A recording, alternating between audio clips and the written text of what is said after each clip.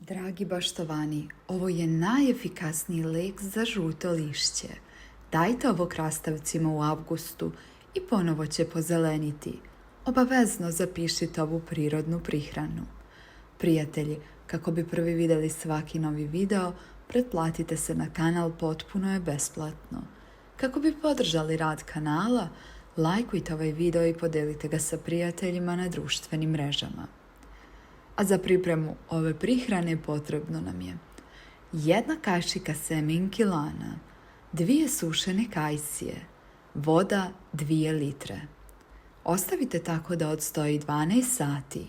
Nakon toga umutimo u blenderu, procijedite i razrijedite u 1 litru tako da ukupno dobijemo 3 litre. Razblažite 2 šolje u 5 litara i prskajte list krastavca. Dragi prijatelji, ako vam je ovaj video bio koristan, ostavite nam srce u komentaru. Posjetite kanal za još korisnih videa.